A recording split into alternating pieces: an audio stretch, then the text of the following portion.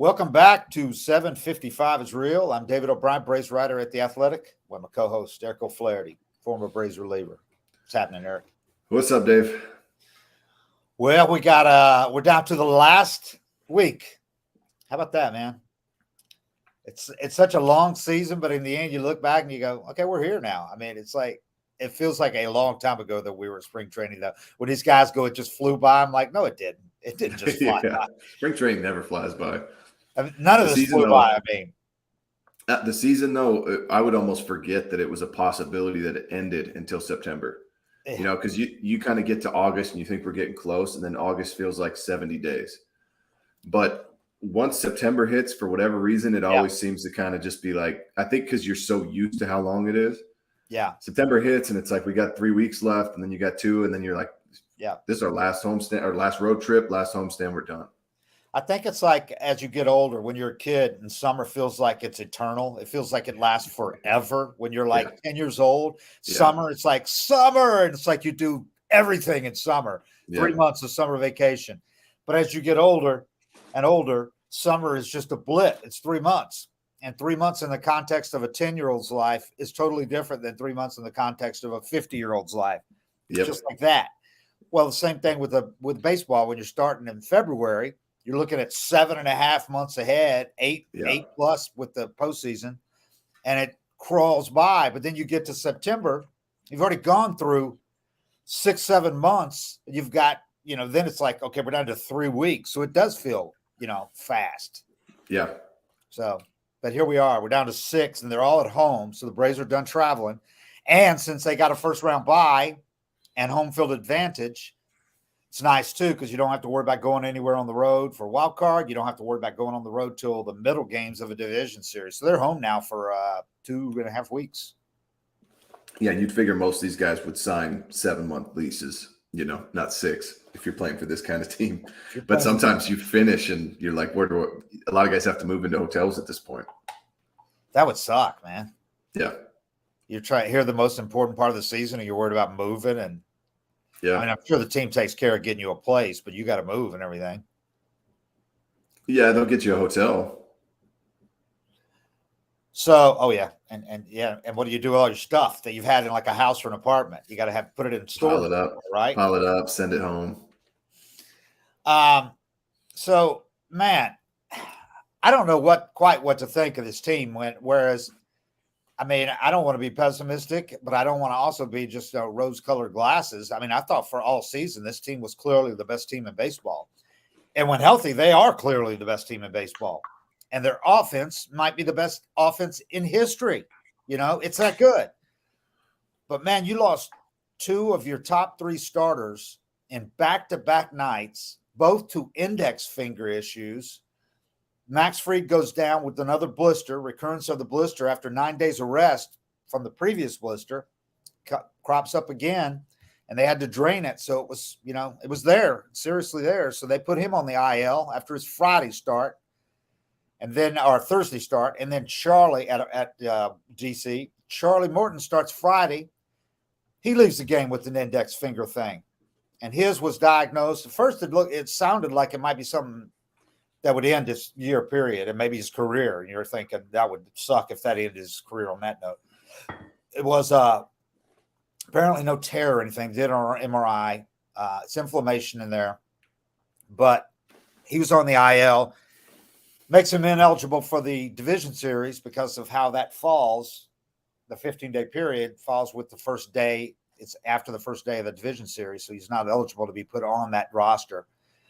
A lot of people said, yeah, but you could have him replace an injured player during the division series. But the Braves made it clear. They said, we're not thinking that at all. We're getting him ready for the NLCS. So unless they were just to completely backpedal on what they've told all of us individually off the record, that they're not even thinking about that they're going to get him ready for the NLCS. The good thing is, the positive on that is you'll get Max Fried back. He can pitch game 1 or game 2 of the division series, and then you have Spencer Strider to pitch the other of those games, whichever. And the great thing is, it really plays to the Braves' favor. We mentioned this last podcast. This year on the NL side of the bracket, there's an extra day built into the schedule after game one of the division series. Last year, that was on the AL side. In effect, what it means is you don't need a fourth starter for the division series at all. And you can have those 1 and 2 starters make 4 of the 5 starts if you play 5-game series. That's pretty big in the Braves case with where they are if they're pitching. Yeah, that's huge. I mean, for me, it all just hinges on Max's blister. I mean, if you can get that thing under control, you're looking good for that series. But right now, I mean, Elder might be your number 2 if Max isn't right. Yeah. You got to think Max's finger will be okay. At least give you like 5 innings or whatever. But then the problem is you're going to have to bring them back on regular rest, which they haven't even pitched much on regular rest at all this year. They've been getting 5 days most of the time, or even 6. But the other thing is, it's just how few innings he will have pitched in like a 3.5-week span. Yeah. You know, he made that one start. He had 9 days rest before that one start. Now he's going to have 15 days before his next start. So you're talking about pitching however many innings he pitched the other day is his only appearance in 3.5 weeks. Yeah. And luckily, I mean, each time he's come back from a little bit of a layoff, he's looked pretty good. Yep. He's the type of guy I think can handle it. But yeah, I mean, if you just saw what happened last year in the division series, a couple bad starts from, I mean, it's the hardest thing about baseball for me is you can be this team all year. Hands down best team. I mean, I don't think anybody really argued they were the best team in baseball for a whole season. A couple things pop up. Yeah. Anybody can beat you. You know, and I think this team is better than that, especially, you know, having an offense like they do. You're not asking somebody to go 6-7 shutout. Yeah. Yeah. If you get 3, if your starter gives up 3 runs in 7 innings, or you just give up 3 in the first 7, however you do it, you're probably winning a majority of those games, which isn't always the case in the playoffs when you're facing really good pitching. Right. Yeah. I mean, the old adage is good pitching beats good hitting. But this is like ridiculous. This is great hitting. Yeah. This is like all-time hitting. Mm-hmm. So, and while they're going to be facing really good pitching, it's not the kind of pitching you faced not that long ago when teams came into it with like 2 or 3 really great starters who went like 7 or 8 innings. It's not that level of pitching. Yeah. You know, the Brewers have 3 that have been going really well. Phillies have been pitching a lot better lately, but still you're not talking about guys who are going to be out there for 7, 8 innings. Phillies bullpen is a lot better than it used to be. Brewers is not as good as it used to be. Dodgers, as much as the Braves were having problems with their starting pitching, it's amazing what the Dodgers have done this year with their starting rotation, being so many guys hurt, suspended, arrested, whatever. How they've pieced it together is pretty remarkable too. Yeah. Yeah. I mean, you'd think especially I always think of the Phillies. They had Oswalt, Cliff Lee, Roy Halladay, Hamels.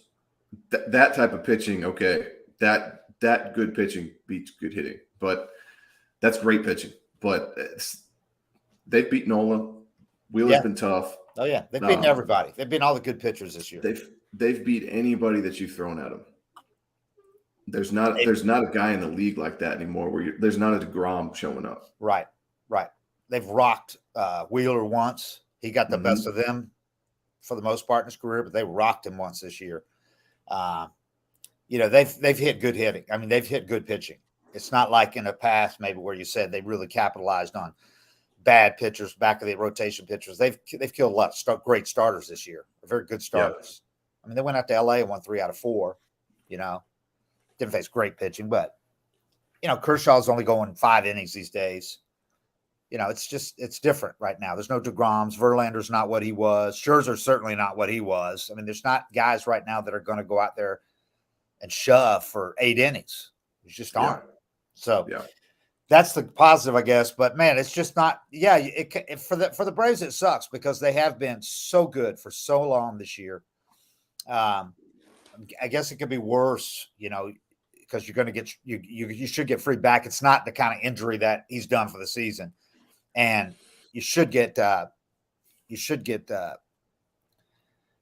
mean, I know it's a finger ligament or some kind of inflammation there, but you got to think Charlie's going to be okay by the NLCS. They're going to have a lot of time to work on that. And and I really like them if Free's okay, Strider's okay, and Charlie. I mean, it's still like they're pitching as much as anybody's, except maybe the Brewers starters. I think the problem is you would feel a lot better about their chances, even with these starting pitching ailments, if the bullpen was pitching the way it did for half the season. Yeah. The bullpen was nails for a while there. They had it really going on. I mean, they had the formula going down. I mean, they had like 4 or 5 guys that were really, just close to unhittable for a while. Iglesias, you had Mentor there. You had Joe Jimenez had come around and was pitching the way they had anticipated when they got him after the, coming back from the back thing. Now that's not the case. And I was looking at the September stats, and it's a bit alarming, man. It's a little concerning. The Braves have a 5.62 ERA in September that ranks 28th in the majors, ahead of only the Nats and the Rockies.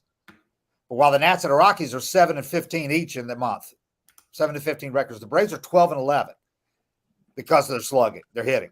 The Rangers are only 27th in ERA for the month, 5.49, and they're also 13-10 for the month. Same thing, hitting, slugging. Those two teams' offense has carried them this month. The Braves lead the majors, 46 homers, 839 OPS for the month. Rangers are second, 43 homers, fourth in OPS at 821. So these are two teams and the Rangers are going to win that West now. These are two teams that are really riding their offenses in spite of the pitching, for the month.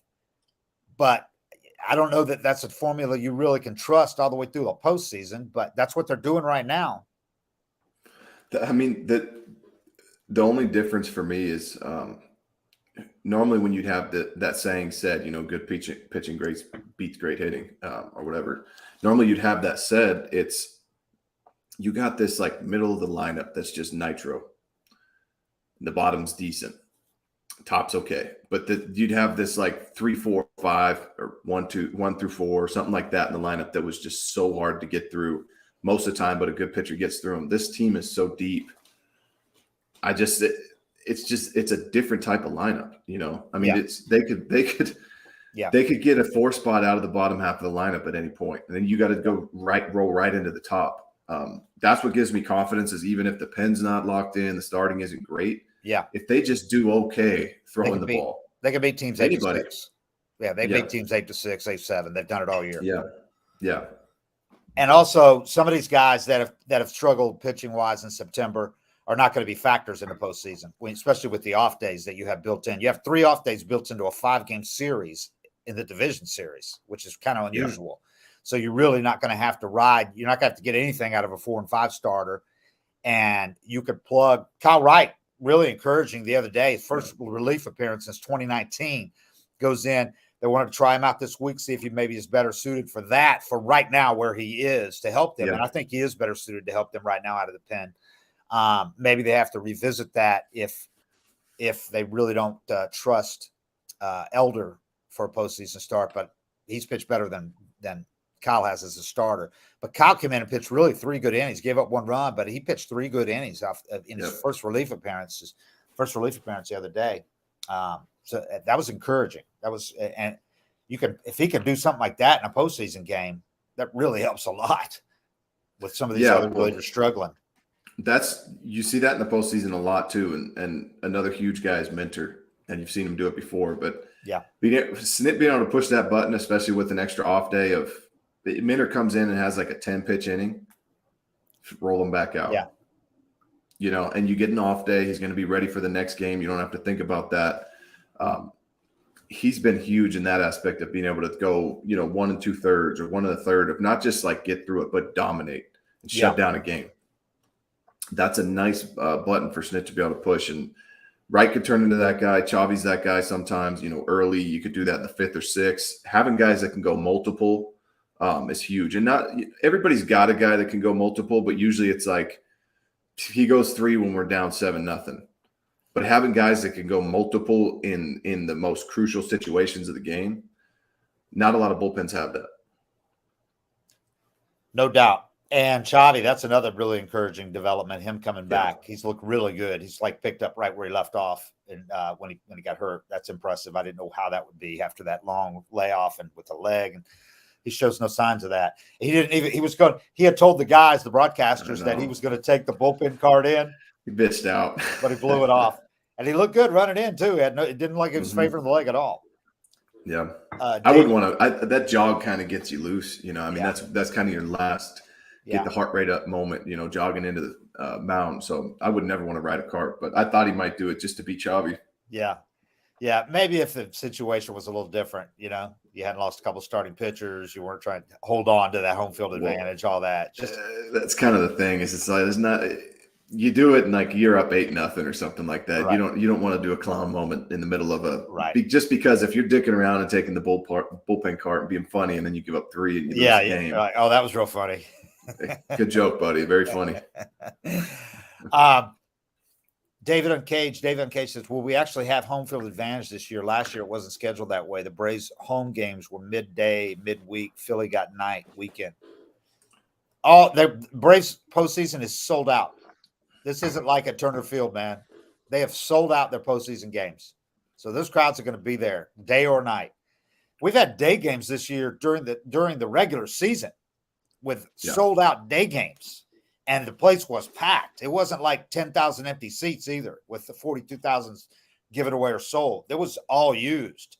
So there's no doubt in my mind this place is going to be packed for postseason. I think he's just talking about the game times in general that you get stuck with if you're not there's West Coast games that kind of messes it up, but I feel like the Dodgers are in it. They're immediately going to get a night start. I think that's bullshit. But I get why it happens for ratings and everything. But I mean, the Braves have been the best team in baseball all year.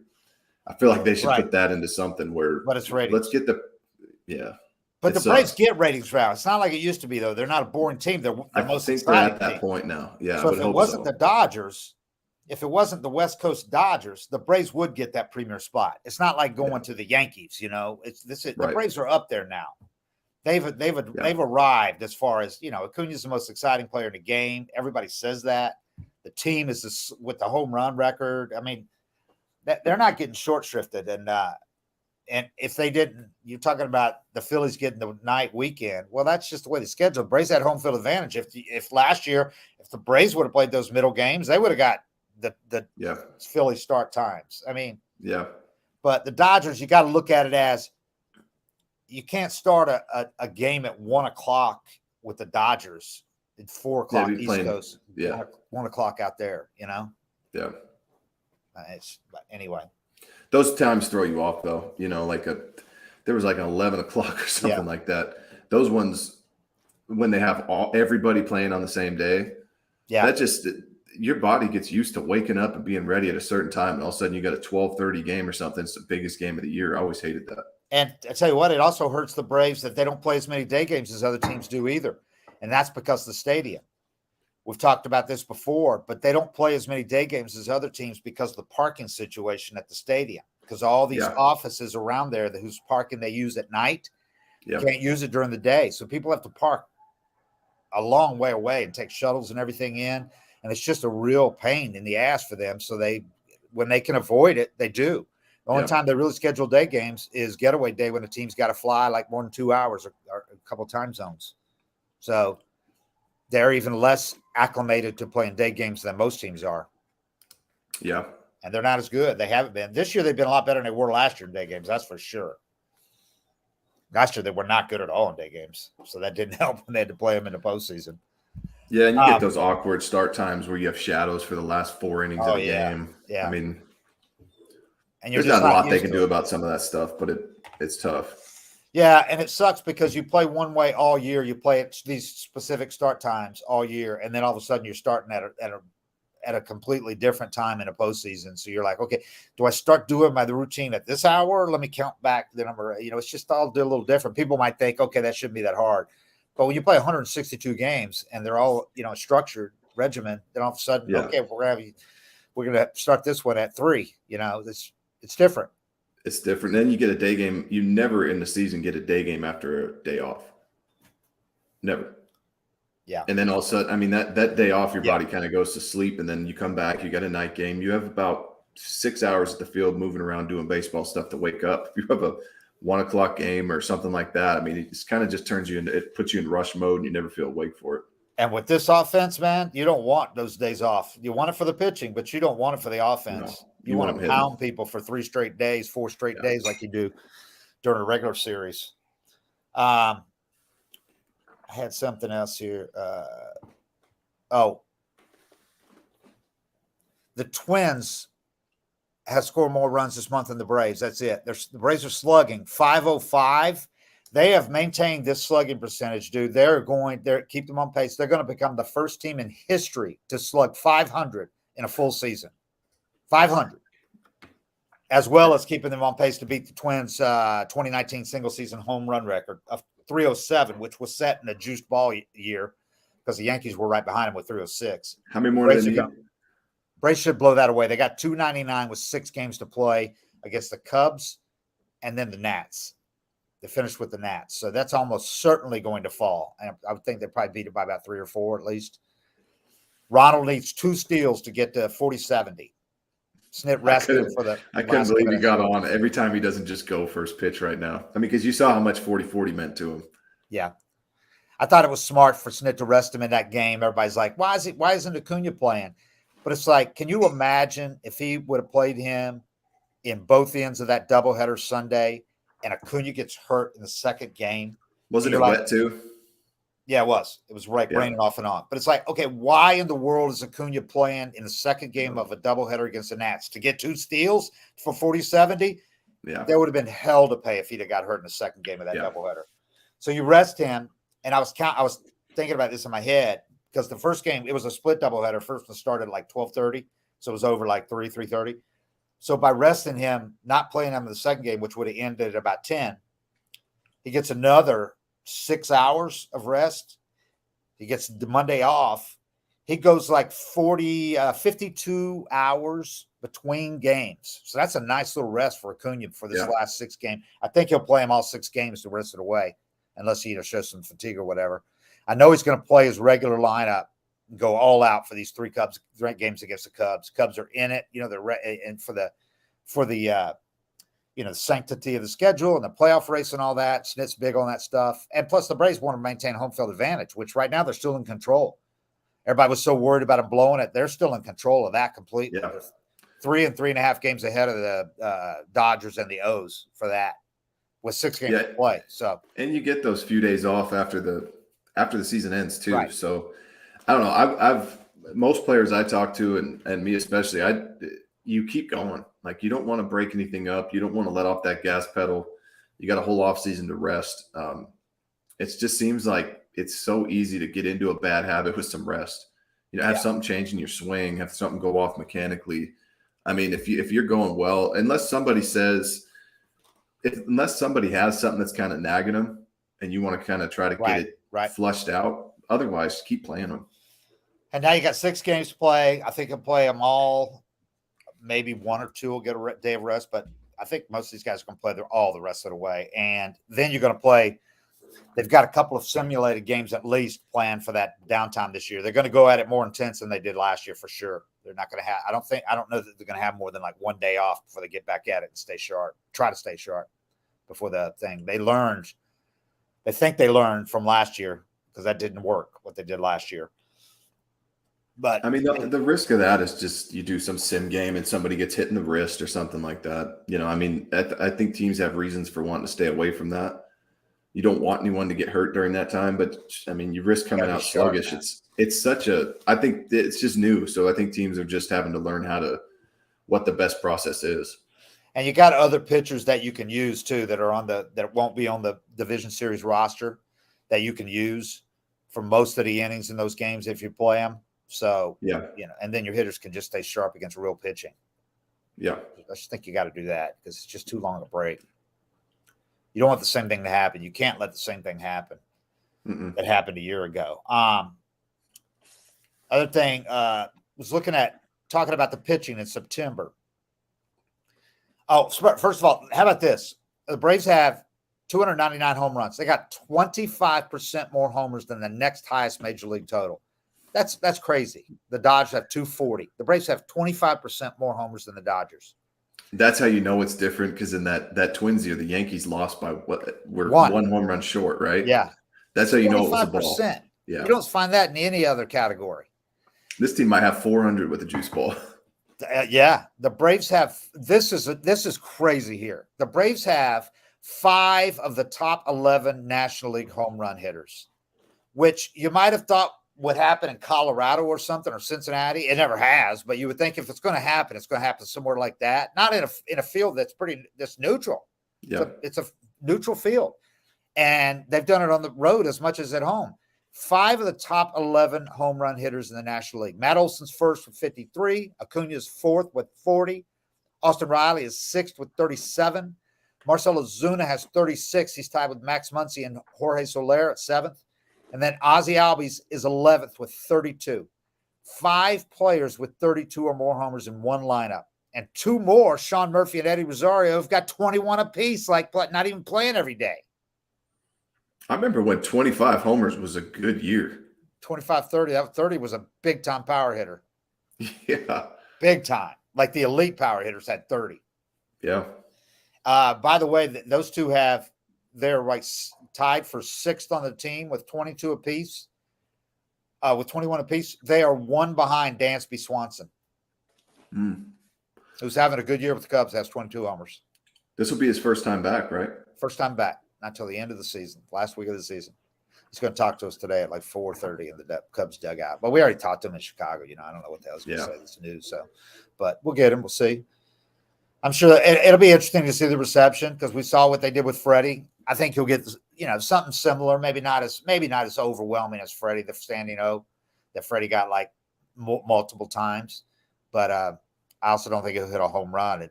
I think everybody go, okay, screw that. The guy's a Dodger now. Yeah, he deserves it. I mean, won a World Series, first class act the whole time. I mean, there's no knock on him. Yeah, the only thing some people have resented is some of his comments that he's made since then. And I'm like, it's kind of surprised me a little bit when he said, like, the other night about the Cubs atmosphere. He goes, I've rarely played anywhere that had that kind of atmosphere. I'm like, dude, are you kidding? You won a World Series here. He's talking about the atmosphere, which was loud the other day in a Cubs game when they came from behind and won. Yeah. But come on, you played a World Series. It was louder than Truist and Houston that year, and the Dodger Stadium and the NLCS. Wrigley, I mean, when they're good, Wrigley is a party. Yeah. It's loud. It's top notch, but and it's so small that it's kind of like a small basketball arena, because everything's on top of each other, so it does get loud. But and just a couple of the things he said, that since he left, that have rubbed some people the wrong way. I don't think he meant anything. A lot of times you're just trying to play to your own fan base. Yeah, exactly. That's more than anything. Dansby's like, I'm a Cub now. I'm going to be a Cub for a long time. I might as well start trying to become a favorite of the Cubs and say the right thing. Let's get in good. Right. And he probably also saw what Freddie did and said, I don't want that. I don't want Dodgers wondering, am I happy to even be here? I'm sure he's noticed that. The blowback on Freddie's comments, which Freddie overcame pretty quick because he's Freddie and the way he plays. But there was initial blowback where, Kershaw's comment, I just hope he's glad to be here and everything. We're a pretty good team to play for too, that kind of thing. Dansby didn't want anything of that to do with that. No, I think he learned that lesson. Yeah. Getting back to September and why I'm concerned, even though the Braves have still the greatest offense maybe of all time, certainly of the recent decades. 5 players with 32 more homers in one lineup. But here's the pitching in September. And these are key guys. These are guys that are on the active roster. Kyle Wright, 9.90 ERA in 3 games September, including 2 starts and his relief appearance the other day, which was encouraging. As I said, those 2 starts were bad. Michael Tonkin, a guy who was huge for you all year. It was kind of like your McHugh, that long guy for all year that stepped up and surpassed all expectation. 8.44 ERA in 8 appearances in September, 12 hits, 10 runs, 10 or 2/3 innings. And some of these guys, it was 1 or 2 outings, but I'm just giving you. Brad Hand, who was pitching great after the trade deadline, but now 7.71 ERA in 8 appearances, 6 hits, 6 runs, and 7 innings. Most of that was 1 really bad outing. Kirby Yates, another guy, had really stepped into it. He's in a high leverage role now. I mean, he's closing some games now. 6.75 ERA in 7 games in September. 6 hits, 5 runs, 6 2/3. Spencer Strider, 5.64 ERA in 4 games. Although a 3-1 record, 29 strikeouts and 6 walks in 22 1/3 innings. I think his was the one bad game. Joe Jimenez, this is a concern. 5.14 ERA in 8 September games, 7 hits, 4 runs, 3 homers in 7 innings. Raisel Iglesias, like I said, he was almost unhittable. He was like really pitching great, had that scoreless streak going for a couple of months. 4.50 ERA in 8 games in September, 2 blown saves in 5 chances, 13 hits, 7 runs, 4 earned, 3 homers in 8 innings. And then Bryce Elder, who you're going to count on, obviously now. You have to. He would have been your number 4. You may not have needed him at all in the division series. You wouldn't have, but you do now. 4.57 ERA in 4 September starts, 21 hits, 11 runs, 4 homers. And here's the one that bothers me a lot. 10 walks in 21 2/3 innings this month.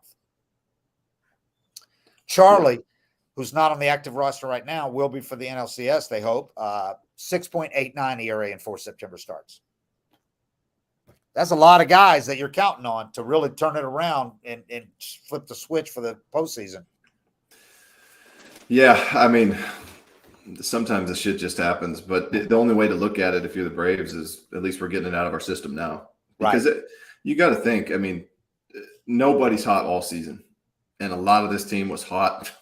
Right. Almost all. The bullpen was great all year. I mean, there's been a couple little rough spots for each guy, but you kind of have spells like this. And, you know, when it happens with the season on the line, it's a big deal. When it happens early in April, it's a big deal. What's wrong with the bullpen? Right. I mean, there's not a time where when everything goes south that it's not a big deal and you don't notice it, but it's better now than in the playoffs. Yeah. And I think there's also a little bit of a anticlimactic month. I mean, even though they didn't clinch until they were in Philly, they knew they were going to clinch. Yeah. I mean, and it's the been hard bad work, since. The hard work had been done. It had been accomplished before you even got to September. You knew you were going to clinch. It was just a matter of when. And some of those guys had really pitched their asses off to earn a high leverage spot in the bullpen, to get, like Yates had struggled early. He knew his kind of job was on the line. He needed to pitch well to get a high leverage job. Jimenez was coming back from the back thing. He came back and got there. So maybe there's a little bit of a letdown. A couple of those guys, it was only one really bad outing. Brad Hand, I think I trust him. He's pitched really well. He had a bad outing or two, but so we'll see. I mean, there are some mitigating factors that can contribute to that. You just wish it wouldn't have been like the whole staff, the starting rotation, and getting hurt, and all the bullpen. You know, guys, a lot of them struggling. Same month. Yeah. But it's all timing, you know. Yeah. I mean, it's like say you go into the playoffs, start July 15th, you might go through the whole thing without losing a game. Yeah, if they were playing the way they did for a while there, they were just blitzing teams. They were killing teams. Yeah. They had that stretch coming out of the break. Remember where they just buried everybody? That's what I'm saying. If they could have got it, started the postseason right then, it was like, holy shit, nobody could even stay on the field with these guys. Yeah. The Phillies, here's something that potentially is problematic for Atlanta. The Phillies are tied for third in the majors with 40 homers in September. And they're third in the majors, first in the National League, with 94 walks for the month. They're hitters. It's a different, more disciplined Phillies team. Even Schwarber, who's hitting under 200, he still walks a ton.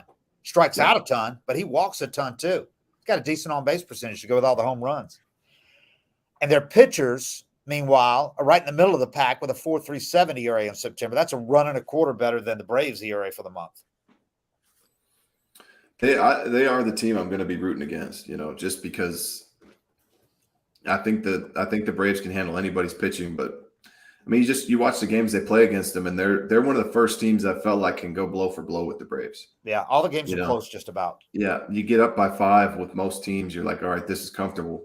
Yeah, and it happened a few games against the Phillies. They get up early, they get back in that thing because they have so many guys that can do damage, just like the Braves. And they got some salty veterans that they know what they're doing right now. This is not going to intimidate them or make them nervous in the least. Some of these guys have been through the wars, as Snit puts it. I mean, you got Trey Turner, Schwarber, Bryce Harper, all have played in a lot of postseason. Schwarber and Trey Turner have had a lot of postseason success. They know exactly what it takes to win.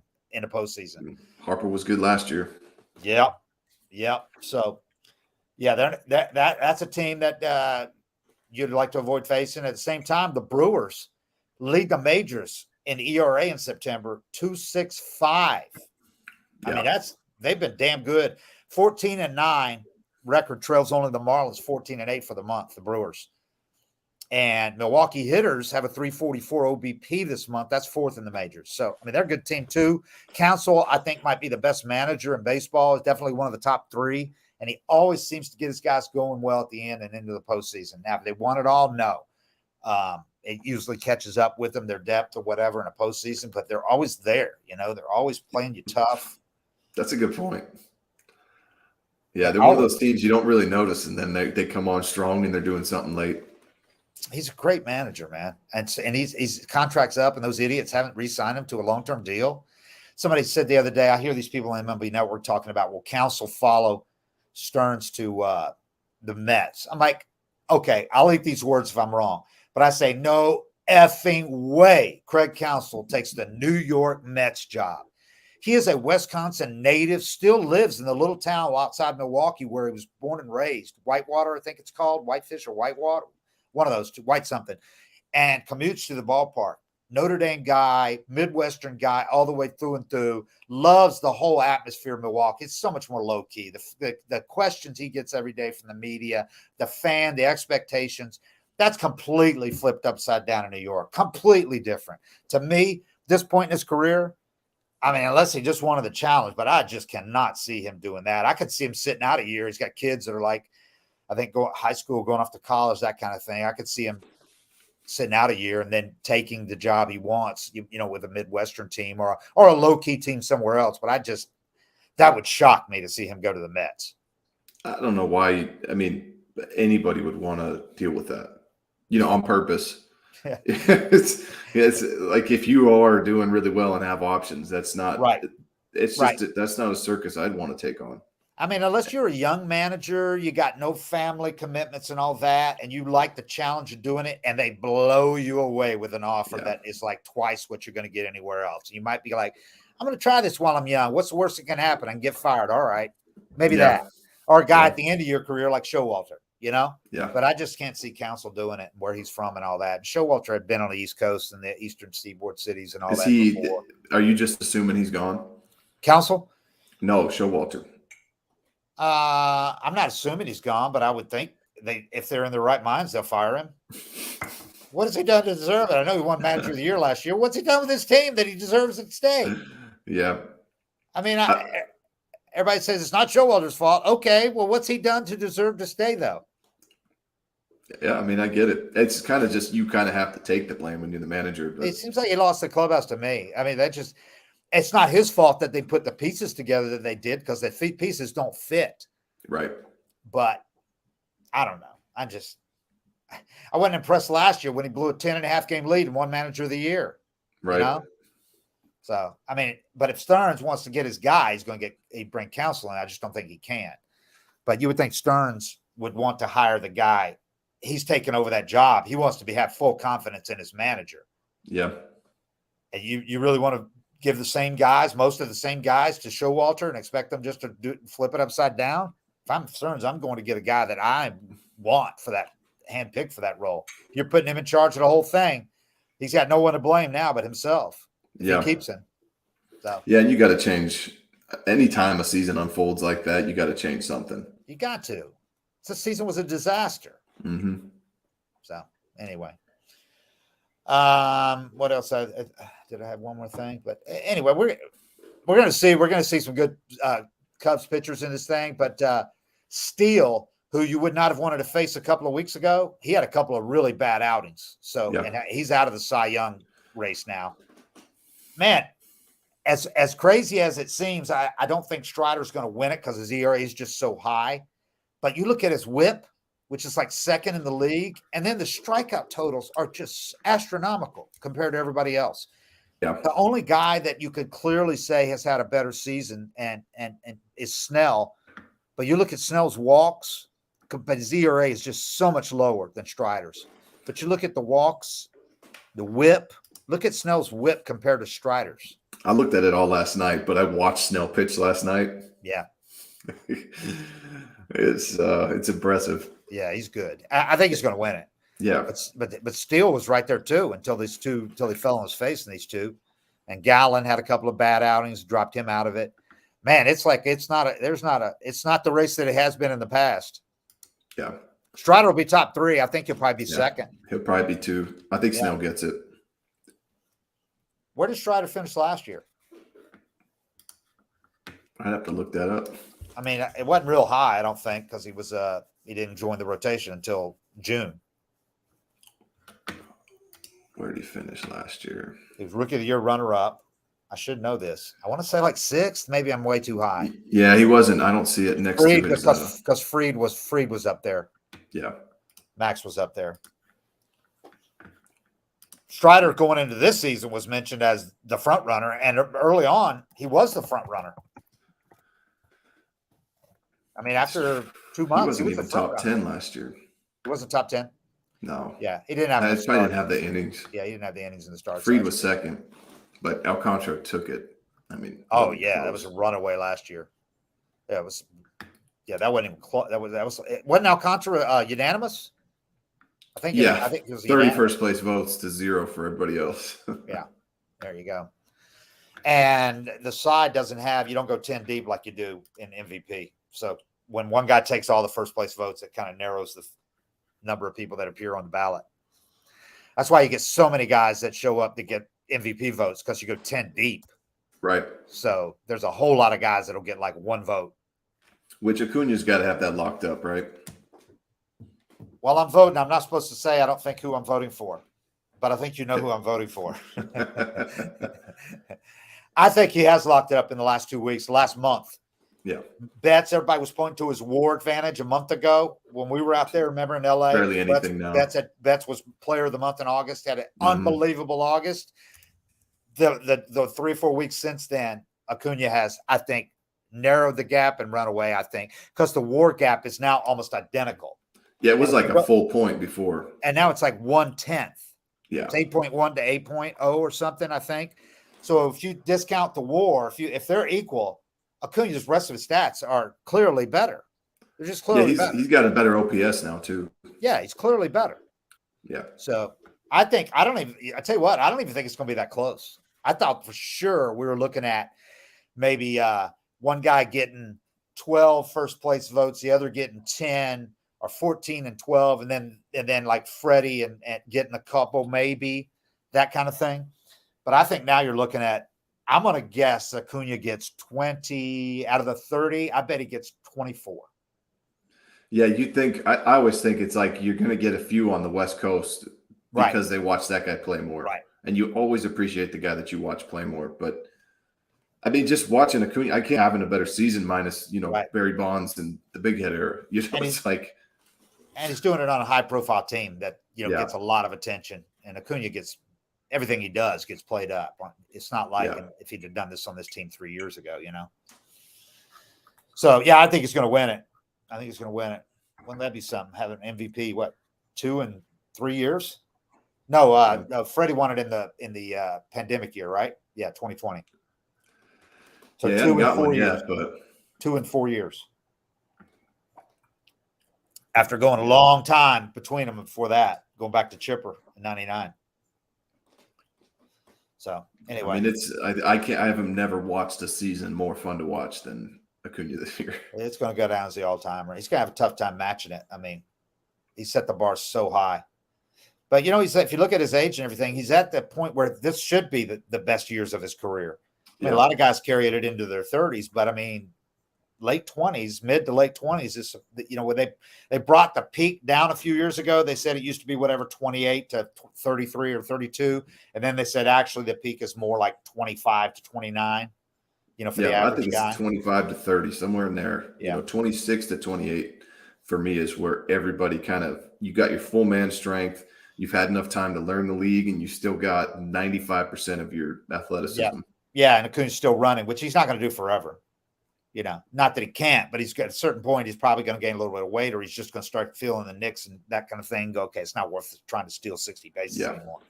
I think he's still a couple of years worth of big time base stealing, but I don't see him It'd be doing cool it. if he went 40-40 twice. I know, especially since he already would have had it if not for that hamstring injury in 2021. He would have already had it, or 2019. So, yeah, I didn't realize how close Soriano was to having two of them. Yeah, he had a 39-41 season. Yep. So yeah, you don't want that. Yeah. But none of them hit 336. I'd be surprised if Acuña doesn't do at least one more time, and probably a couple. Yeah. The 40 homers, you can't just take that for granted though that he's going to do. That's a lot of home runs. And for a while there this year, it didn't look like he was really going to get there with the home runs. He hits them in bunches. That's what I kept, as the season was going, I just kept looking at him, trying to think of a point where he just went on a home run tear. And he really didn't. But I think the reason that he's had such an amazing season, even when he was 3 homers away from 40, he was still shooting singles to right field. Yeah. He still he'd get behind in the count, get a fastball down the way and just flick it into right.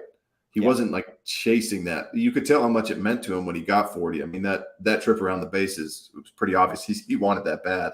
But he wasn't just up there trying to hit bombs. And I think that's the biggest change in him that you've seen since he came up, is he's willing to take a single the other way, and it makes him almost impossible to pitch to. Yeah. Yeah. I don't, we can't really say much more than we've already said about him this year. He's phenomenal. He's one of a kind player. And I hope everybody really fully, and I think they do, Braves fans fully appreciate him. I hope the naysayers or the ones that were maybe offended by his flamboyance and all that have put that aside and gone, you know what? Screw that. If he wants to do it, let him do it. Because what we're watching is Mickey Mantle, Willie Mays, Hank Aaron type talent. That's what you're watching. Roberto Clemente. You're watching the greatest of the greatest type talent. Now he's got to do it for another 5 years to be regarded in that like those guys, but that's the talent you're seeing. I've never had a player where I make sure I see their at bats. If the Braves game's going to start, I make sure I see his first at bat. I make sure if he's coming up in the lineup, I'll be checking it on my phone. I'll be doing something with the kids. I'll be like, shit, Acuña's up in 3 hitters. I got to go real quick. But I've never had a player, and it's not like I don't even know him. It's just admiring him and his ability. I don't know if he's a great dude or not, but I have to see him hit. I haven't had many players over the years that I'm like, I have to see everything he does. He's just that exciting. And the players all feel the same way on his team and the other team. Yeah. Everybody wants to watch him. Now, I was talking to Harris about it, but I was talking to Harris about, his opposite field power and how he's always done that. And Matt Olson was sitting. Did I tell this story? Matt Olson was sitting like 2 feet away. And I asked, what about this guy? And he goes, he didn't have that much power. He knew Matt Olson was listening to him. He goes, no, I'm kidding. He's got power. It was Country Strong. He was talking about Country Strong. And he goes, no, I wouldn't really say Country Strong with him because he went to Parkview. And I said, well, I laughed. I said, well, Suburban Strong? Yeah, Suburban Strong. He goes, Privileged Strong. But I said, is Acuña Country Strong? And he went, oh, yeah. I don't know what he does. It's just like that home run he hit to get 40 was hit like 117 miles an hour at a 20-degree launch angle. I know. When other guys on other teams hit one like 112, 113, it's like a big deal. So Acuña does that routinely. He hits like one of those every game. He hits a ball like that. And that's the thing that I don't think, we didn't have these stats. Like when Josh Hamilton came up, when Mike Trout was first starting. Gary Sheffield. Sheffield was getting, he was swinging so hard. Yeah. But you've never had a way to measure it. Right. Everybody, you can see it on the field, but you've never had a way to measure it where this guy takes the same swing as that guy that's an all-star player. But it's like if you didn't have radar guns, would you know how good Bruce Dargradow's fastball was? Yeah. Or Jose Alvarado, you'd be like, that's really humming. But we've never had a way to measure it and see. And then he hits a ball. It looks like a base hit to right field. And there's just that one more thing to appreciate him about, like, oh, he just flipped that ball to right field. No, it was 117. Yeah, it's nice to have that tool to measure, to quantify how, because you could, otherwise you're just relying on people like me to say how hard the hardest hit guys I ever saw that hit the ball the hardest were, fill in the blank. But I wish we'd have had that tool to measure, like, the guys that come to mind, the guys that I've either watched, Cliff Floyd, Gary Sheffield were the guys I watched that just scorched balls. Gary Sheffield, I know, would lead the majors and be right up there near Acuña. Yeah. And Cliff Floyd was the same way. 6'5" guy, 240, 50 pounds, and he hit balls that were whew. But going back, the guy that I'm always hear, like Jim Leland and others, compared Cliff Floyd and Gary Sheffield to was Willie McCovey. Stretch McCovey was like 6'6", 260. And they said corner infielders just feared him, Yeah. what he did. Yeah, I would have loved to see it in the steroid era too, or when Bonds was at his peak. Oh. I mean, just to compare to now. But I Yes. bet you those guys weren't hitting the ball much harder than Acuña on all the shit they were on. Right. If at all. Yeah, I would have liked to have seen some of those 500-footers, 500-foot plus, the exit velo, but I don't think it was more the exit velo then was also the arc. They were just hitting those moon shots that just kept going. But it's hard to imagine you could hit it any much harder than what it could on anything on earth. Yeah. All right. We'll talk again, everybody. We appreciate it. We'll talk again later in the week. And this is it. Last week of the regular season. Braves are at home every night. And they're going to be trying to win. They need to win 3 games to is the magic number for home field advantage through the World Series against both those teams. It's 3 games because they hold that head-to-head tiebreaker against both the Dodgers and the Orioles, which is also nice.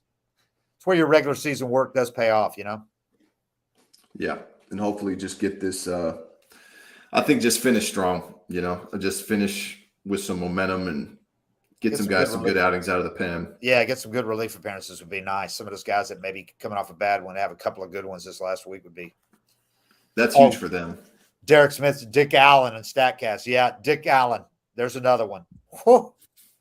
You watch the videos of that dude. Beast. How about Albert Bell on StatCast? Albert Bell would have been something. Mark Whitten. You remember him? And then who's the guy that played for the Red Sox? And oh my God, I saw him hit one over the clock at Willie Orlando. Mo Pena. Mo Pena. That might be the number one guy if you could have him measure his exit velo. Willie Mo Pena was ridiculous. See, and there'll be somebody, with it now that StatCast is going and we have this, there'll be somebody that comes along that's hitting balls 120, 125. Yeah. Willie Mo and Pena, they might not even be a great player, but. And who's the huge dude did we mention him for the Mets? Big old dude for the Mitchell. Oh, yeah. Kevin Mitchell. Yep. If only they could figure out a way to take the videos from those and apply StatCast to them. Come on, nerds. They got to think they might be able to figure something out like that. Or at least, just look at where the ball lands and reverse engineer the flight. I'd like some data on that because I was watching Barry Bonds at yeah. You see those splashdown hits at San Francisco and they hit like 10 feet beyond that walkway. I watched some Barry Bonds highlights the other day and you can't even see the walkway where the ball's landing. Yeah. I mean, it's like halfway out into the ocean. I'd love to get some numbers on that. Bo I'm Jackson. with you, Gilbert. Bo Jackson. Yeah, he just mentioned Bo. And Glenn Allen Hill. Of course. I saw Glenn Allen Hill when he was a coach in Modesto, and he was still hitting balls farther than any of the players. He had to be in his late 40s. Yeah. And then going back, like guys like Ted Kluszewski playing with no sleeves. All right, that's it. We appreciate it. We're going down a rabbit hole here. Thanks for all the input, everybody. We'll talk to y'all later. 755 is real. Later.